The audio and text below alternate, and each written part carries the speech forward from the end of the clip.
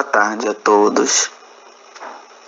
Nós somos acadêmicos da Universidade Federal do Amazonas, UFAM, do Instituto de Saúde e Biotecnologia, ISB Quari, do curso de Bacharelado em Enfermagem. O nosso tema principal é aspectos fisiológicos e alterações do processo de envelhecimento. Tópico principal: sistema geniturinário. Acadêmicos presentes: eu, Jason da Mata, Clique Alves, Maria Paula Libório, Paulo Andrei Araújo e Tiago Tyson Neves. Docente, professora especialista Tani Taile Gomes de Souza. Introdução. Com o aumento da expectativa de vida em todo o mundo, a população de idosos vem crescendo gradativamente. E no Brasil, a população idosa aumenta em termos proporcionais, mais do que a qualquer faixa etária. Isso ocorre devido à queda significativa dos coeficientes de fecundidade neste final de século, aliada ao aumento do crescimento da expectativa de vida de média do brasileiro. Então, algumas alterações podem acarretar na incapacidade e suas complicações contribuem para prejudicar a qualidade de vida do idoso. Portanto, o aumento da expectativa de vida está diretamente associado à melhoria das condições de vida da população. Com o avanço da idade, ocorrem alterações no sistema geniturinário, tornando incapaz de desempenhar suas funções normais, uma vez que o envelhecimento torna-se as pessoas mais vulneráveis aos processos patológicos, evidenciando a senilidade.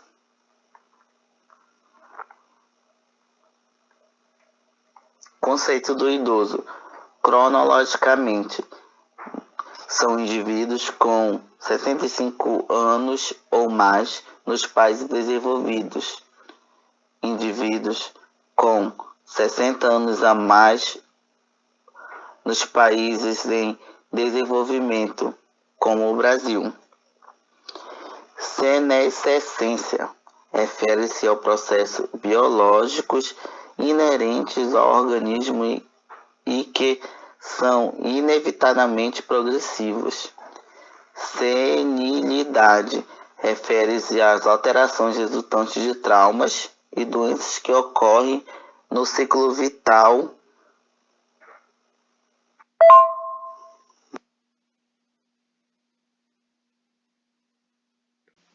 Senescência renal. Senescência renal consiste em um dos eventos bem conhecidos nos idosos, que pode ser agravado em pacientes do sexo masculino por obstrução prostática e também pela existência de comorbidades como doenças renal prévia, hipertensão arterial sistêmica, diabetes mellitus e o tabagismo. O restante do aparelho urinário é modificado e provoca importantes alterações de qualidade de vida dos pacientes. Atualmente, a doença renal secundária, a hipertensão arterial, ao diabetes mellitus e a glomerulonefrite configuram-se como as alterações mais comuns do parênquima renal, enquanto as alterações de incontinência urinária, prostática e uretrais são alterações do trato urinário baixo, de alta prevalência em mulheres e homens idosos, respectivamente. Aspectos anatômicos e fisiológicos. A uretra. A mucosa uretral que atravessa a glande do pênis é formada por epitélio escamoso. A uretra é circundada pelo corpo esponjoso vascular e pela glande do pênis. A uretra feminina adulta tem cerca de 4 centímetros de comprimento e 8 milímetros de diâmetro. É ligeiramente encurvada e fica debaixo da sínfise púbica, logo adiante da vagina. Fica mais ou menos aqui nesta área.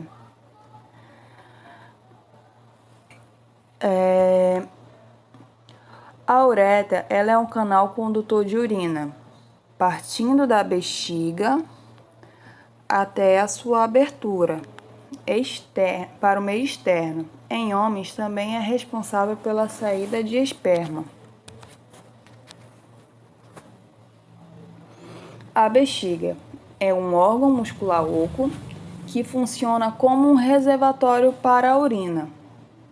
Normalmente, a bexiga adulta tem capacidade para 400 a 500 ml de urina. Nas mulheres, sua parede posterior e sua cúpula são invaginadas pelo útero. Aqui a gente pode observar que o útero está como se ele estivesse deitadinho na bexiga. Tanto homens como as mulheres, a bexiga se relaciona com a superfície posterior da sínfise púbica e, quando distendida, entra em contato com a parede abdominal inferior. Uréter. Através dos movimentos peristálticos, os uréteres transportam a urina produzida nos rins para ser armazenada na bexiga. Aqui os rins, nós podemos aqui ver os rins, o uréter e a bexiga. O uréter adulto tem cerca de 30 centímetros de comprimento, variando em relação direta com a altura do indivíduo. Se o indivíduo for uma pessoa grande, logicamente vai ter um uréter maior e assim vice-versa. Ele adota uma curva em S bastante uniforme, devido ao contato com outros órgãos e outros elementos que estão no nosso corpo. As glândulas suprarrenais. Cada rim tem seu polo superior recoberto por uma glândula suprarrenal. Cada suprarrenal tem cerca de 5 gramas. A suprarrenal direita tem formato triangular devido ao seu contato com o fígado. Já a esquerda é mais arredondada e cruciforme. Cada glândula é formada por um córtex, influenciado principalmente pela hipófise. A suprarrenal é responsável pela produção de hormônios como cortisol, adrenalina, andrógenos, estrógenos e aldosterona, que ela tá diretamente ligada com a pressão arterial devido à manutenção da concentração do sódio e do potássio no sangue, assim regulando o volume sanguíneo. Os rins. A posição do fígado faz o rim direito ser um pouco mais baixo em comparação ao rim esquerdo. Aqui podemos ver essa imagem escurinha fazendo menção ao rim, para mostrar o quanto ele é um pouco mais baixo que em comparação ao rim esquerdo. A medula consiste em numerosas pirâmides formadas pelos túbulos renais coletores convergentes, que drenam para os cálices menores na ponta das papilas. Aqui nessa imagem a gente também pode ver os cálices menores, os cálices maiores, a pelve renal, a artéria e a veia renal, a junção uretero-pélvica. E aqui nesse vídeo eu vou conseguir explicar melhor a fisiologia do rim e a formação da urina.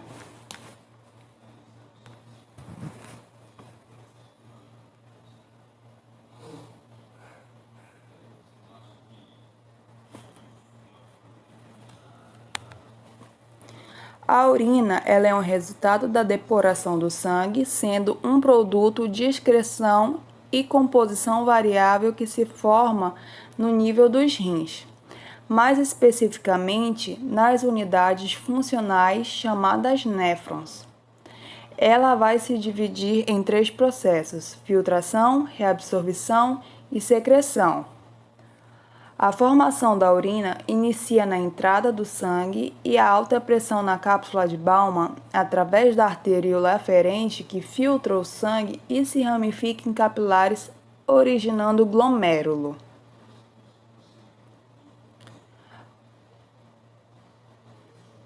A maior parte do plasma sanguíneo passa pelos capilares para a cápsula, nesse processo chamado de filtração, no qual resulta o filtrado glomerular.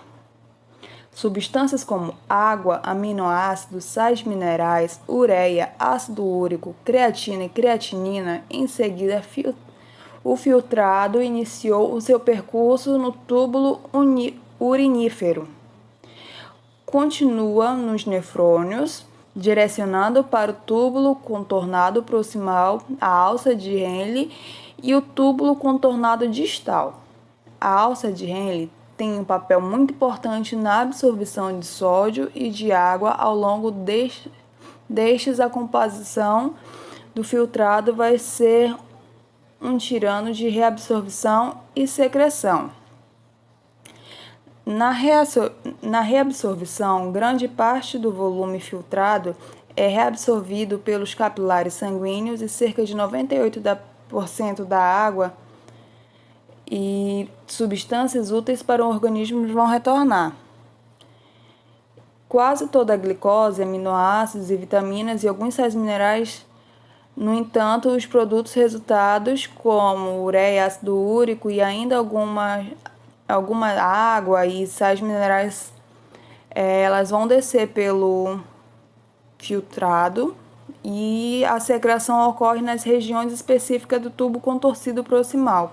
Só envolvidos na rede de capilares sanguíneos durante o processo são lançados diretamente para o tubo urinífero. Substâncias tóxicas como os medicamentos, hormônios, e o resultado final vai ser a formação da urina, composta pelas substâncias reabsorvidas e secretadas inicialmente na água.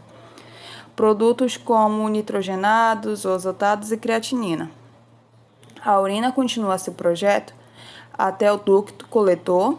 Nesse ducto coletor ainda ocorre reabsorção de água de acordo com a necessidade do organismo. Aí aqui um resuminho de novo. Significa que ela vai ocorrer através de 3 etapas: a filtração, a secreção e a reabsorção. E a secreção, durante as quais são eliminados resíduos resultantes do metabolismo celular presente no sangue concentrado de água e sais minerais que são necessários para o nosso equilíbrio no organismo. Lembrando que existe uma ação de um hormônio chamado ADH antidiurético, depois da formação da urina, que vai ser conduzida até os diretores e vai ser levado até a bexiga, onde vai permanecer até a sua eliminação.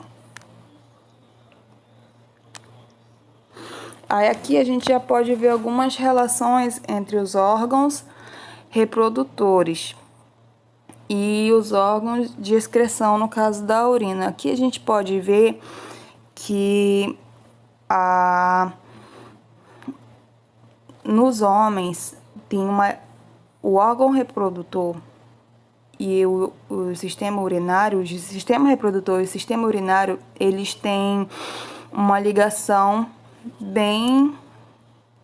eles são bem ligados em comparação ao órgão feminino, porque a gente pode ver que aqui nós temos o canal vaginal, nós temos a uretra, cada coisa tem o seu devido lugar. Enquanto no homem, por exemplo, como eu havia falado anteriormente, a uretra ela vai ter a função tanto de expulsar a urina, como de expulsar o espermatozoide, A uretra também, ela passa dentro da próstata. Eu acho que aqui nessa outra imagem a gente pode acabar vendo um pouco melhor. Opa. Deixa eu ver aqui. Eu acho que é nessa imagem aqui a gente pode ver um pouco melhor a relação da bexiga com a próstata, com a uretra prostática. Mudanças relacionadas à idade. À medida que as pessoas envelhecem, ocorre uma série de mudanças no trato geniturinário. Mudanças estas que afetam as seguintes estruturas: rins, uretra, ureteres, próstata, bexiga, cápsula de Bowman, glomérulos e vasos renais. Os rins. À medida que, com o passar dos anos, as pessoas envelhecem, há uma diminuição lenta, porém constante, do peso dos rins. Depois dos 30 a 40 anos, cerca de 2/3 das pessoas, mesmo as que não sofrem de doença renal, manifestam uma diminuição gradual da velocidade com que os rins filtram o sangue. No entanto, a velocidade não se altera no terço restante dos idosos, o que sugere que existem outros fatores, além da idade, que possam afetar a função renal. À medida que as pessoas vão envelhecendo, as artérias que suprem os rins ficam estreitas. Como as artérias mais estreitas não podem mais suprir sangue suficiente para os rins como um tamanho normal, o tamanho do rim pode diminuir, assim como pela redução da massa corpórea. Uretra e ureter. Alterações na uretra. Alterações epiteliais progressivas, que provocam a diminuição do lume uretral, causando a incontinência urinária ao longo da senescência. Alterações nos ureteres. Os ureteres não se alteram muito com a idade, mas a bexiga e a uretra sofrem algumas alterações. No entanto, é necessário ressaltar a ocorrência de litíase com impactação uretral, em especial nas 3 regiões do estreitamento, que pode causar cólica uretral e obstrução, provocando episódios de infecção e hidronefrose. Glândula prostática. A glândula prostática tende a aumentar com a idade, bloqueando gradualmente o fluxo de urina, causando hiperplasia prostática benigna. Se não for tratado, o bloqueio pode ficar quase completo ou completo, causando retenção urinária e possivelmente danos aos rins. A causa exata do aumento da próstata ainda é desconhecida. Fatores relacionados ao envelhecimento e aos próprios testículos podem desempenhar um papel no crescimento dessa glândula. Outra hipótese levantada pelos médicos são as mudanças no equilíbrio dos hormônios sexuais que acometem os homens com o passar dos anos. Bexiga. Por conta do envelhecimento, há uma diminuição da capacidade de armazenamento da bexiga e alterações no tônus muscular. As mulheres também são as mais atingidas, principalmente após a menopausa, devido às questões hormonais e algumas por causa do parto vaginal, que causam uma alteração nos músculos pélvicos. Além disso, o volume máximo de urina que a bexiga pode conter diminui. A capacidade de uma pessoa em retardar a micção após a primeira sensação de necessidade urinar também diminui. A velocidade do fluxo de urina para fora da bexiga para a uretra diminui. Há uma diminuição dos receptores muscarínicos, achado compatível com a redução de contratilidade e redução do fluxo urinário. Cápsula de Bowman. Ocorre um dobramento e espaçamento da cápsula de Bowman, eventualmente condensando-se em um material hialino com colapso de glomérulos, o que pode culminar nos eventos de albuminúria e proteinúria. A microalbuminúria é um teste que mede a quantidade de albumina na urina. A presença de albumina é sempre um sinal de dano ao rim, e a proteinúria é uma condição caracterizada pela presença de proteínas na urina em uma quantidade superior ao normal e está associada a algum tipo de doença ou anormalidade. Glomérulos.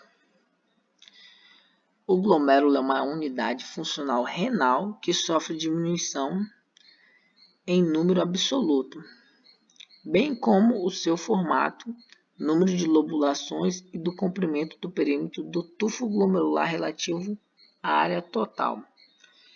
A degeneração dos glomérulos corticais resulta na atrofia de arteríolas aferentes e eferentes, levando à esclerose global. Vasos renais. O fluxo plasmático renal pode diminuir gradativamente de 600 ml por minuto no adulto para 300 ml na 8ª década. O fluxo renal é reduzido em 10% por década após a 4ª década de vida, sendo mais significativo no córtex renal e ocorrendo redistribuição de fluxo do córtex para a medula, que é preservada, podendo explicar o leve aumento na fração de filtração observada em idosos.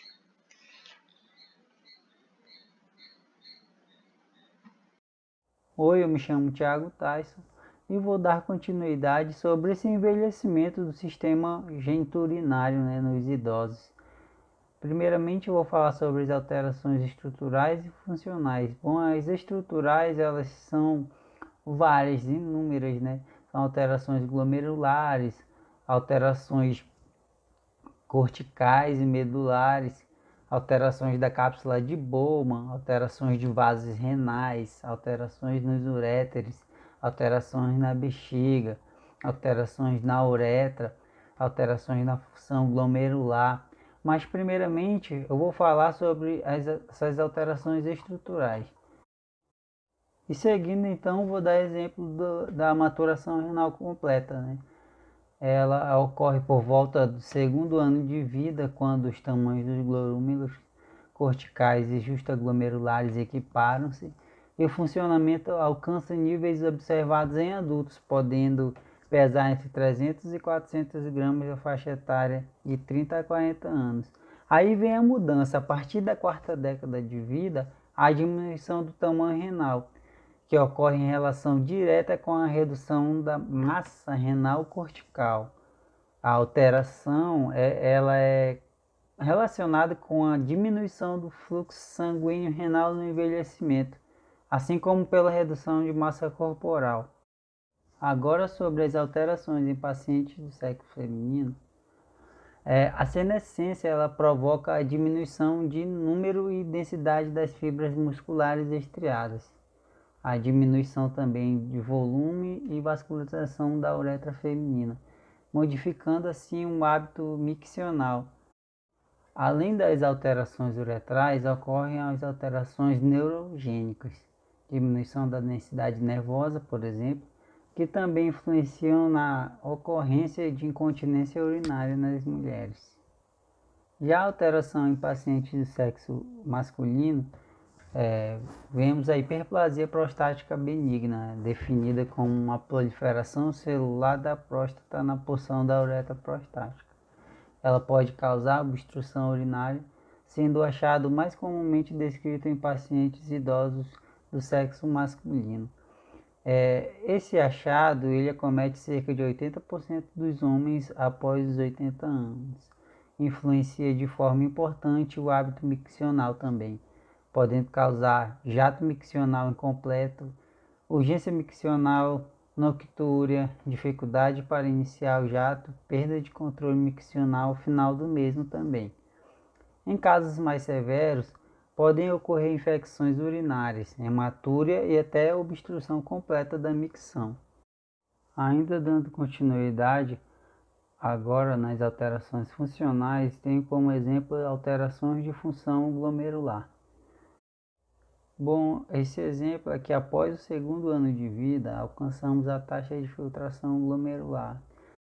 Essa taxa é a TFG, é uma máxima que se mantém até a quarta década, aproximadamente 120 ml, né?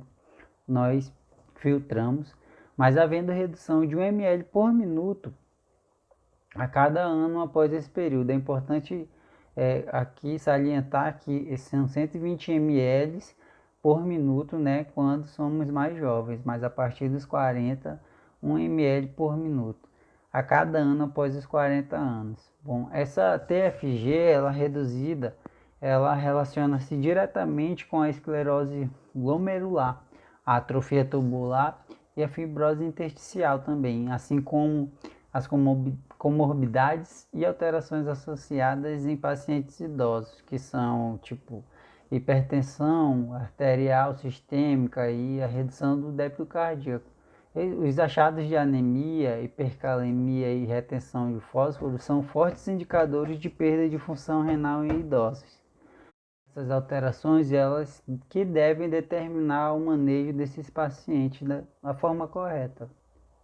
Bom, as alterações da homeostase de fluidos e eletrólitos do equilíbrio ácido-base, digamos que a homeostase de eletrólitos no equilíbrio de ácido-base, elas não sofrem alterações significativas, né?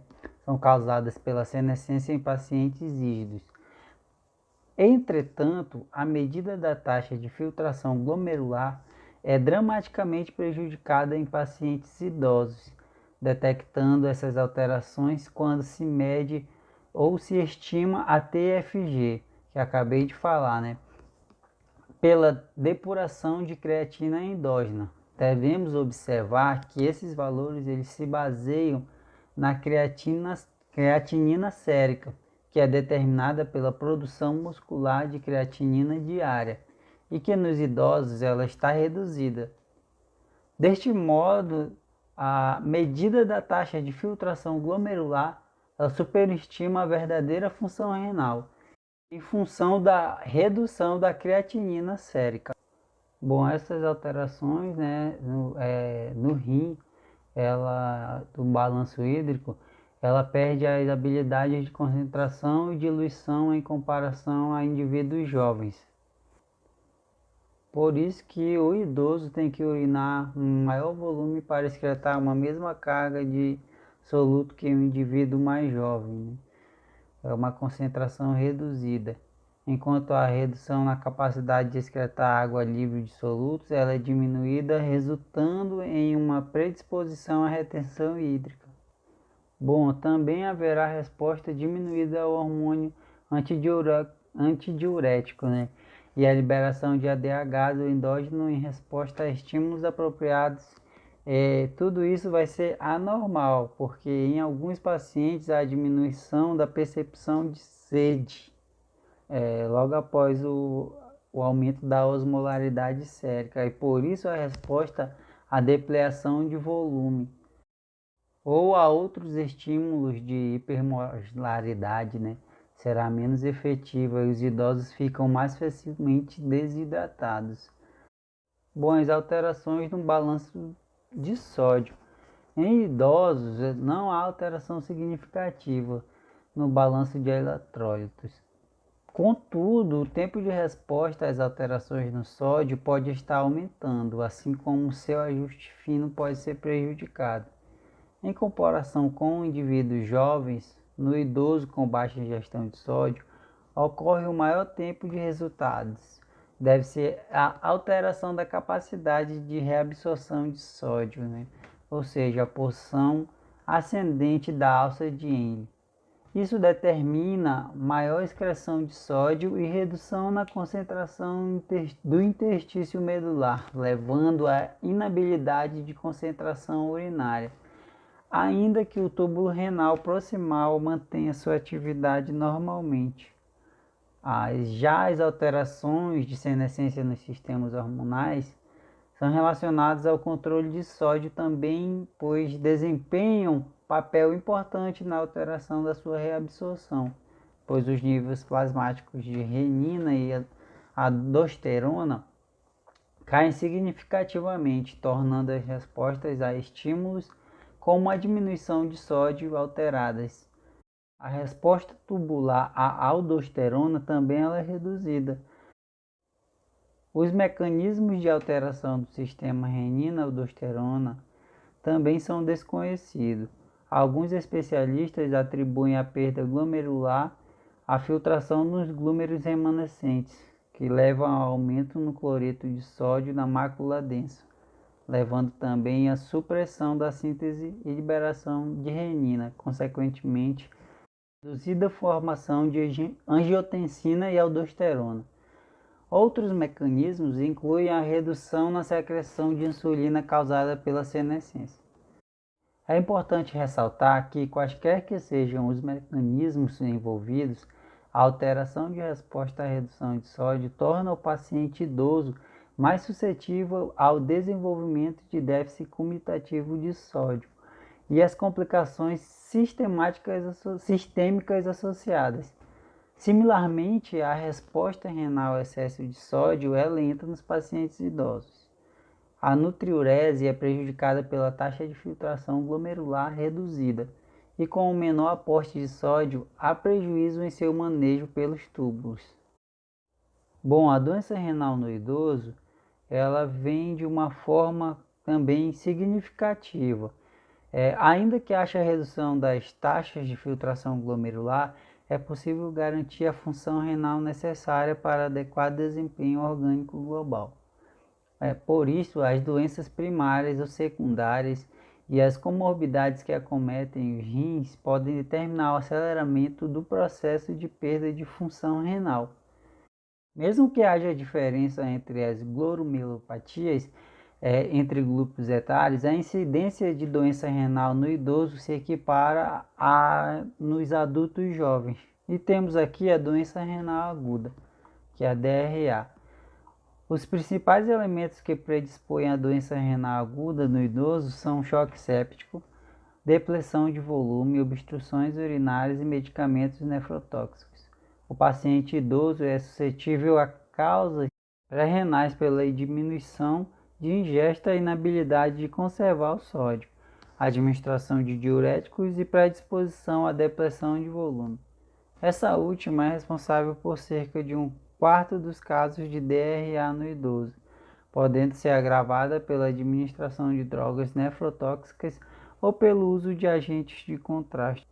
Já a doença renal crônica, que é a DRC, ela é causada principalmente por hipertensão arterial sistêmica. Está em segundo lugar pelo diabetes mellitus e em terceiro lugar pelas glomerulopatias. Constatando com dados americanos e europeus em que diabetes mellitus é o principal agente causador da DRC. A prevalência de doença renal crônica em idosos é alta. Quando comparada também a grupos de indivíduos jovens, aumenta progressivamente com a senescência. É um fator que serve como preditor para o desenvolvimento de doenças renais, também explicando o aumento do número de pacientes atingindo o estágio final de DRC, necessitando terapia substitutiva renal, ou seja, diálise e transplante renal. Atualmente, pacientes com idade acima de 75 anos são os maiores responsáveis pelo aumento de incidência de doença renal avançada. Nesse contexto, o risco de mortalidade é triplicado. A prevalência da incidência da incontinência urinária é maior nas mulheres que nos homens, entre os 50 e 75 anos. Já acima dessa idade, não apresenta tanta variação em relação ao sexo. Tá? Estima-se que entre as pessoas idosas, a prevalência de incontinência urinária é de aproximadamente 10 a 15% entre os homens e de 20 a 35% entre as mulheres. Idosos institucionalizados e os providos de internação hospitalar recente apresentam incontinência urinária de 25 a 30%. Entre os homens, O aumento da próstata é provavelmente o principal fator responsável pela alteração do fluxo urinário. Vale ressaltar que entre as mulheres a principal alteração é a redução da pressão máxima do fechamento uretral, consequentemente de danos secundários, do parto, cirurgias, radiação, o tabagismo que influencia muito, a obesidade, distúrbios neurológicos e a redução da vascularização e da hipotrofia de tecidos que revestem o invólucro da uretra, da bexiga e da vagina. Para o tratamento da incontinência, algumas medidas podem ser tomadas, como evitar a ingestão de grandes quantidades de líquido, quando não houver disponibilidade de banheiro acessível, tá? O paciente ali, o idoso ali, se ele ingere muito líquido e não tem um banheiro próximo ali, ele vai acabar fazendo a micção ali no local que ele estiver, Evitar alimentos como cafeína e bebidas alcoólicas, isso é de fundamental. Outro modo que eu posso estar aqui abordando é o tratamento adequado de quadro de constipação intestinal crônica, tá? É outro tipo de medida. Medidas não farmacológicas, aqui, como a adaptação também de manipulações ambientais, facilitando o acesso do uso de banheiros, o uso de coletores, com o paciente que está internado ali, usar um urinol, um papagaio, uma comadre, que esteja próximo ali ao leito do paciente. Terapias de comportamento, como, como exercícios da musculatura pélvica, para fortalecer aquela musculatura pélvica do idoso. E o treinamento vesical, que é um treinamento de hábito de micção programada, ou seja, de dar aquele horário para o paciente idoso lá fazer a sua micção, sempre naquele horário, de 2 a 3 horas, Outro ponto aqui que a gente pode estar abordando, que são os geniturinários em relação à promoção à saúde, O consumo adequado de líquidos é importante para reduzir o risco de infecção vesicais e de incontinência urinária, Outros hábitos saudáveis compreendem a ter esse acesso imediato, como a instalação de sanitários próximos àquele idoso, para ele estar realizando as suas micções a cada 2 a 3 horas enquanto estiver acordado à noite, com continência urinária, porque o paciente que ele sofre com esse tipo de acometimento, ele acaba fazendo as suas micções naquele mesmo local, onde ele se encontra, ele está dormindo, e acaba que isso causa algum incômodo, até mesmo para o paciente. Só para ressaltar aqui, a infecção do trato urinário, elas são prevalentes mais nas mulheres idosas, O motivo inclui o efeito de estrogênio diminuído na corrente sanguínea, que encurta o comprimento da uretra. Os meninos já falaram um pouco em relação a esse encurtamento da uretra, e possibilita a passagem de bactérias que chegam até a bexiga e causando algum tipo de infecção, aquela proliferação maior de bactérias que são introduzidas por conta desse acometimento, dessa diminuição de estrogênio que acaba diminuindo o comprimento da uretra em relação ao sexo feminino.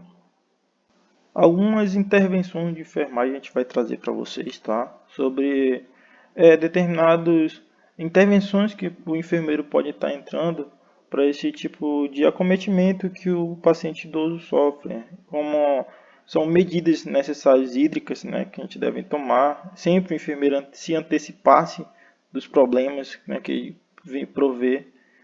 Os cuidados preventivos de enfermagem, como a gente já sabe. Sempre que o paciente ele é admitido na unidade dos cuidados de enfermagem ou de hospital, a gente vai estar entrando com essas intervenções, Algumas das intervenções seria monitorar ganho e perdas, em relação ao débito hídrico, Quando o paciente de alto risco, o paciente que estejam apresentando dificuldade de adequação a necessidades hídricas, tá? Outras intervenções que a gente pode estar intervindo são é o aumento da ingestão de líquido, né? O auxiliar o paciente às refeições, a oferta de líquido entre cada refeição, de antes de dormir, e a oferta de líquidos durante os intervalos de algum tratamento, fazer em relação à higiene oral frequente desse paciente que está cometido por algum tipo de doença geniturinária. Outro ponto seria monitorar os ganhos e perdas, né? Quando o paciente de alto risco, o paciente que já esteja apresentando dificuldade de adequação às necessidades hídricas, a gente vai estar verificando se o paciente está internado, quanto foi infundido, quanto ele já foi excretado, né? A gente vai estar verificando essa questão hídrica e também a questão da monitoração do peso do paciente. Se o paciente está perdendo muito peso, está tendo um ganho muito excessivo. O aumento de ingestão de líquidos, né, auxílio ao paciente às refeições, a oferta de líquido entre cada refeição e antes de dormir, e a oferta de líquidos durante os intervalos entre os tratamentos, higiene oral frequente, né, que tem que ser outro ponto que a gente tem que estar abordando, são a higiene oral do paciente frequente, aquele paciente ali que está entubado, está com algum tipo de incapacidade de se promover o seu autocuidado, então está sempre verificando algumas dessas intervenções. Outro ponto seria a restrição hídrica, né? Que é alguns pacientes com um rim já debilitado, né? E para não sobrecarregar esse rim, é feita essa restrição hídrica. Outras são dietas reguladoras de eletrólitos, né? O aumento ou limitação de ingesta hídrica pelo paciente, baseando-se nas necessidades hídricas líquidas parentais, quando as necessidades hídricas não estão sendo satisfeitas ou quando há risco de não serem satisfeitas. Outras intervenções que a enfermagem pode estar entrando ali, né, para proporcionar um melhor atendimento a esse paciente idoso, seria proporcionar massagem para as câimbras musculares intensas, que é um dos sintomas comuns de quem tem problema renal, né? Evitar a imobilização, porque aumenta a desmineralização óssea desse paciente, que já é um paciente fragilizado, então sempre evitar essa imobilização. Administrar os medicamentos conforme prescrito, isso é uma das condutas que a enfermagem faz. Outro seria aumentar a compreensão e a aceitação do esquema de tratamento para esse paciente idoso. Nem todo paciente ele aceita o tratamento adequado, ele tem a rejeição, né? Então a gente explicar para esse paciente que esse tratamento é eficaz para determinada doença que ele esteja sofrendo, que esse paciente idoso normalmente é um paciente que ele entende, mas tem pacientes que são bem mais complicados, que não aceitam medicação, puxa lá o acesso. Então a gente tem que estar dando esse aumento, né, da compreensão para aceitação do esquema do tratamento. Outra intervenção é avaliar o conhecimento do paciente a respeito do esquema terapêutico, bem como as complicações e temores que ele pode estar passando, né? Sabemos que o paciente idoso ele é um paciente frágil, emocionalmente também é frágil. Então, assim, a gente mostrar para o paciente em relação ao tratamento que ele está sendo submetido ali, explicar para ele, né? E também verificar qualquer tipo de complicação que ele esteja passando decorrente desse tratamento. Então, é uma das intervenções que a enfermagem pode estar ali fazendo. Explorar alternativas que possam reduzir ou eliminar os efeitos colaterais do tratamento, né? Ajustar o esquema de tal modo que se possa conseguir o repouso após a diálise, que é um procedimento bem invasivo, bem desconfortável para o paciente, aquele paciente que tem problema renal. Oferecer pequenas refeições a cada 3 horas, com finalidade de reduzir as náuseas e facilitar a administração de estimular o reforço para o sistema de apoio social e de medicamentos. Então, assim, são medidas, né, são intervenções que a enfermagem pode estar fazendo para o bem-estar daquele paciente idoso. Aqui eu ponto mais algumas intervenções que a gente pode estar intervindo, né, em relação ao paciente com problemas renais, urinários, manter o estado nutricional adequado, né, em relação à alimentação do paciente, manter a integridade cutânea desse paciente, né, manter a higiene íntima desse paciente também frequente, manter a pele limpa e hidratada, né, sabemos que pessoas idosas normalmente têm a pele um pouco desidratada, então manter essa limpeza, estimular a dieta rica em fibras, lembrando-se que o teor de potássio de algumas frutas e vegetais pode estar ajudando, né? Estimular as atividades conforme a tolerância, né? O paciente está ali meio acamado, está acamado, a gente incentivar ele a caminhar um pouco, tá? Administrar analgésicos conforme prescrição, né? Como é prescrito. Preparar o paciente para a diálise ou transplante renal, são outro tipo de intervenção que a gente pode estar entrando. E a oferta de esperança de acordo com a realidade, né? A gente vê o paciente ali em estado terminal e você já tem os cuidados paliativos, mas se você oferecer aquela esperança, né, conversar com o paciente, ser mais um atendimento mais humanizado, né?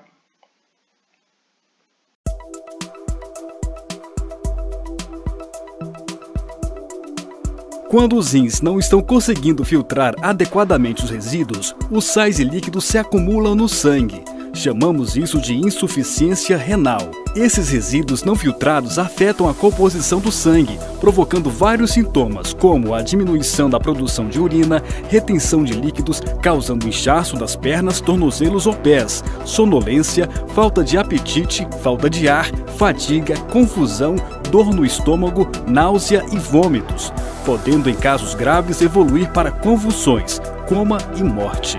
Quem tem insuficiência renal deve ser tratado imediatamente e com muita atenção para estabilizar o quadro e evitar piora. Caso contrário, a insuficiência renal aguda ou crônica pode ser fatal. O diagnóstico é feito após exames de sangue, de urina, imagem e até mesmo a biópsia dos rins.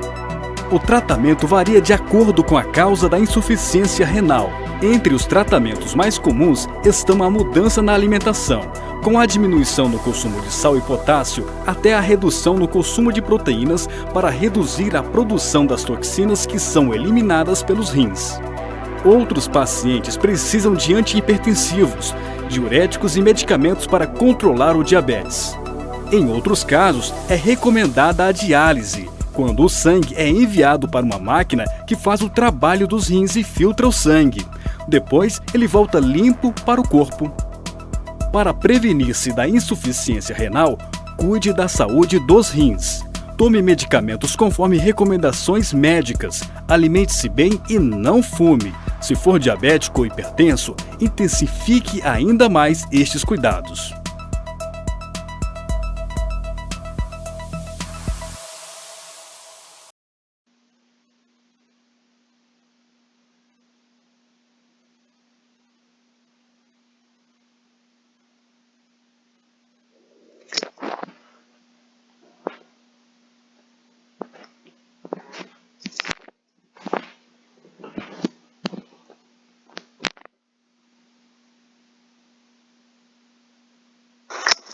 Considerações finais.